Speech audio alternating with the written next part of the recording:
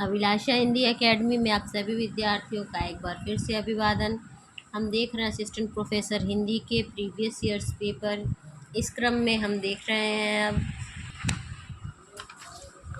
राजस्थान लोक सेवा आयोग कॉलेज लेक्चरर भर्ती परीक्षा 2014 हिंदी का व्याख्यात्मक हल प्रश्न पत्र। ये परीक्षा आयोजित हुई थी 5/7/2016 को। इस प्रश्न पत्र के कुल 120 प्रश्न हम लोग देख चुके हैं। अब आज हम लोग 121वें प्रश्न से देखेंगे। कुल 150 प्रश्नों की ये पूरी श्रृंखला थी। ये पूरा प्रश्न पत्र था। अब हम 121वें प्रश्न से इस प्रश्न पत्र को देखते हैं। उससे पहले आप सभी से रिक्वेस्ट है, यदि पहली बार चैनल पर आए हैं या अभी तक आपने सब्सक्राइब नहीं किया तो जरूर सब्सक्राइब कीजिए। लाइक, शेयर और कमेंट करना ना भूलें। तो चलिए बिना देर के शुरू करते हैं। 121वां प्रश्न है इसमें, इनमें से छायावादी काव्य से संबंधित कौन सा कथन सही नहीं है? ए, रहस्यवाद इसका प्रमुख अंग है। बी, इसमें वेदना के आधार पर स्वानुभूति की अभिव्यक्ति को प्राथमिकता दी गई है। सी है, ध्वन्यात्मकता और लाक्षणिकता भी इसका एक प्रमुख घटक है। डी, इसमें रीतिकालीन और द्विवेदीकालीन कविताओं से भिन्न प्रकार के भावों की नए ढंग से अभिव्यक्ति हुई है। तो इसका उत्तर होगा सी, ध्वन्यात्मकता और लाक्षणिकता भी इसका एक प्रमुख घटक है। छायावाद के संबंध में यह कथन सही नहीं है। इसमें वेदना के आधार पर स्वानुभूति की अभिव्यक्ति को प्राथमिकता दी गई है। रहस्यवाद इसका प्रमुख अंग है। इसमें रीतिकालीन और द्विवेदीकालीन कविताओं से भिन्न प्रकार के भावों की नए ढंग से अभिव्यक्ति हुई है। उक्त तीनों कथन छायावादी काव्य के संबंध में सही है। 122वां प्रश्न है, इसमें प्रयोगवादी कविताओं से संबंधित कौन सा कथन गलत है? ए, इसमें बौद्धिक स्तर पर अनुभूति की अभिव्यक्ति के लिए माध्यम की उपयोगिता स्वीकार की गई है। बी, इसमें कविता के शिल्प को विषय वस्तु से अलग माना गया है। सी, इसमें अभिव्यक्ति को अनुभूति के अनुकूल नए माध्यमों का प्रयोग करने की स्वतंत्रता है। डी, इसके अनुसार कोई भी अनुभूति अपने क्षण विशेष में उतनी ही महत्वपूर्ण है जितनी कि समूचे जीवन से के मुक्त विस्तार में। इसका उत्तर होगा बी, इसमें कविता के शिल्प को विषय वस्तु से अलग माना गया है। उक्त कथन प्रयोगवादी कविता से संबंध में गलत कथन है। इसमें बौद्धिक स्तर पर अनुभूति की अभिव्यक्ति के लिए माध्यम की उपयोगिता स्वीकार की गई है। इसमें अभिव्यक्ति को अनुभूति के अनुकूल नए माध्यमों का प्रयोग करने की स्वतंत्रता है। इसके अनुसार कोई भी अनुभूति अपने क्षण विशेष में उतनी ही महत्वपूर्ण है जितनी कि समूचे जीवन के मुक्त विचार में। उक्त तीनों ही कथन प्रयोगवादी कविता के संबंध में सही कथन है। 123वां प्रश्न, नई कविता से संबंधित कौन सा कथन सही नहीं है? ए, नई कविता विवेक और विवेचन समस्त आधुनिक वैज्ञानिक दृष्टिकोण का समर्थन करती है। बी, यह वर्जनाओं और कुंठाओं की अपेक्षा मुक्त यथार्थ की पक्षधर है। सी, यह कविता यथार्थ और जीवन को एक साथ वहन करते हुए मुक्त क्षणों के दायित्व के प्रति आग्रहशील है। डी, यह आधुनिकता और समसामयिकता के संदर्भ में विराट मानव के महत्व को स्थापित करती है। इसका उत्तर होगा डी, यह आधुनिकता और समसामयिकता के संदर्भ में विराट मानव के महत्व को स्थापित करती है। नई कविता के संबंध में यह कथन सही नहीं है क्योंकि नई कविता में लघु मानव की स्थापना की गई है। इनमें से किस कवि की रचनाएं तार सप्तक प्रथम में नहीं है? प्रभाकर माचवे, शकुंतला माथुर, गिरिजा कुमार माथुर, नेमिचंद्र जैन। तो इसका उत्तर होगा बी, शकुंतला माथुर की रचनाएं तार सप्तक 1943 में संकलित नहीं है, बल्कि इनकी रचनाएं दूसरा सप्तक में संकलित हैं। तार सप्तक के कवि हैं अज्ञेय, रामविलास शर्मा, मुक्तिबोध, नेमिचंद्र जैन, प्रभाकर माचवे, गिरिजा कुमार माथुर, भारत भूषण अग्रवाल। 125वां प्रश्न है, इनमें से किस कवि की रचनाएं तीसरा सप्तक में है? ए, केदारनाथ सिंह, बी, भारत भूषण अग्रवाल, श्री हरिनारायण व्यास, डी, नरेश मेहता। तो इसका उत्तर होगा ए, केदारनाथ सिंह तीसरा सप्तक के कवि हैं, हरिनारायण व्यास दूसरे सप्तक के 1951 के कवि हैं, भारत भूषण अग्रवाल एवं तार सप्तक 1943 के कवि हैं, नरेश मेहता दूसरे सप्तक के कवि हैं। तीसरा सप्तक के कवियों के विवरण इस प्रकार हैं: प्रयाग नारायण, मदन वात्स्यायन, विजय देव नारायण शाही, कुंवर नारायण, सर्वेश्वर दयाल सक्सेना, केदारनाथ सिंह और कीर्ति चौधरी। 126वां प्रश्न, इनमें से किस कवि की रचनाएं दूसरा सप्तक में नहीं है? ए शमशेर बहादुर सिंह, बी रघुवीर सहाय, सी भवानी प्रसाद मिश्र, डी कुंवर नारायण। तो दिए गए कवियों में कुंवर नारायण दूसरे शतक के कवि नहीं है। दूसरे शतक के कवि हैं शमशेर बहादुर सिंह, भवानी प्रसाद मिश्र, शकुंत माथुर, हरिनारायण व्यास, नरेश मेहता, धर्मवीर भारती, रघुवीर सहाय।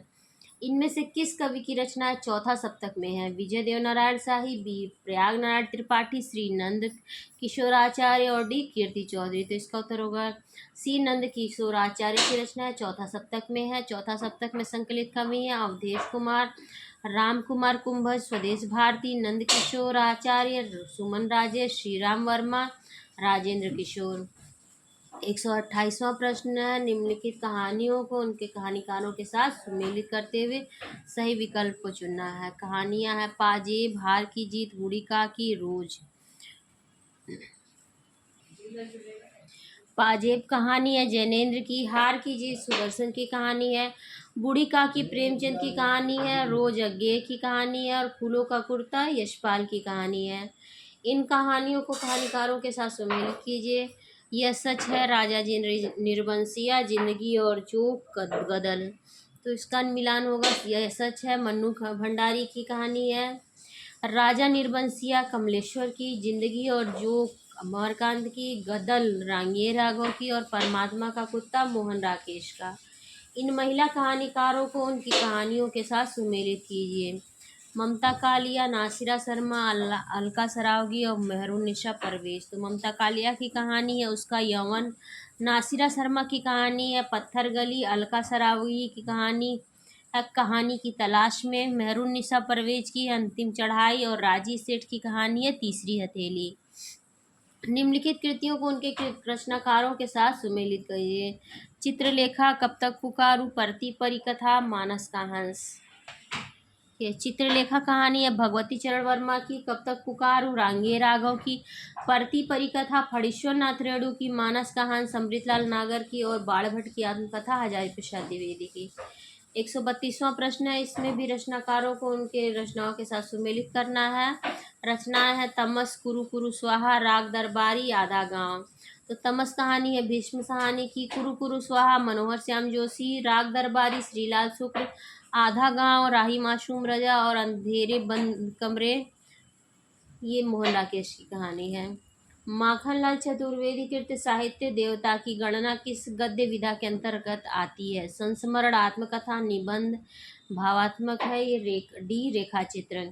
इसका उत्तर होगा सी माखनलाल चतुर्वेदी की साहित्य देवता की गणना निबंध भावात्मक गद्य विधा के अंतर्गत होती है। साहित्य देवता, समय के पांव, अमीर इरादे, गरीब इरादे माखनलाल चतुर्वेदी की गद्यात्मक कृतियां हैं। माखनलाल चतुर्वेदी को एक भारतीय आत्मा उपनाम से भी जाना जाता है। प्रकाशन वर्ष की दृष्टि से अज्ञेय की काव्य रचनाओं का सही क्रम क्या होगा? बावरा अहेरी, इंद्रधनुष रौदे हुए, अरियो करुणा प्रभामय, आंगन के पार द्वार। बी है इंद्रधनुष रौदे हुए, ये बावरा अहेरी, आंगन के पार द्वार, अरियो करुणा प्रभामय। सी है आंगन के पार द्वार, बावरा अहेरी, इंद्रधनुष रौदे हुए, ये अरु अरिक ओ करुणा प्रभा में। और डी है बावरा अहेरी, अरियो करुणा प्रभा में, इंद्रधनुष रौदे हुए, आंगन के पार द्वार। तो इसका सही क्रम इस प्रकार होगा, बावरा अहेरी 1954, इंद्रधनुष रौदे हुए 1957, अरियो करुणा प्रभा में 1959 और आंगन के पार द्वार 1961। निम्नलिखित रचनाकारों को उनकी रचनाओं के साथ सुमेलित कीजिए। राजी सेठ, स्वयं प्रकाश, अब्दुल बिस्मिल्ला और मैत्रेयी पुष्पा। तो ये मिलान इस प्रकार होगा, राजी सेठ की रचना है तीसरी हथेली, स्वयं प्रकाश की है सूरज कब निकलेगा, अब्दुल बिस्मिल्लाह की अतिथि देवो भव, मैत्रेयी पुष्पा की चिन्हार और ममता कालिया की उसका यौवन। प्रकाशन वर्ष की दृष्टि से पंत की काव्य कृतियों का सही क्रम किस प्रकार है? ए है ग्रंथि, गुंजन, युगांत, युगवाड़ी, स्वर्णधूलि। बी है ग्रंथि, युगांत, गुंजन, स्वर्णधूलि, युगवाड़ी। सी है गुंजन, ग्रंथि, युगांत, युगवाड़ी, स्वर्णधूलि। डी है युगांत, ग्रंथि, गुंजन, युगवाड़ी, स्वर्णधूलि। इसका उत्तर होगा ए। प्रकाशन वर्ष की दृष्टि से ग्रंथि है 1920 में, गुंजन 1932 में, युगांत 1936 में, युगवाणी 1939 में और स्वर्णधूलि 1947 में। 137वां प्रश्न है, प्रकाशन काल के वर्ष की दृष्टि से महादेवी वर्मा की रचनाओं का सही कालक्रम होगा।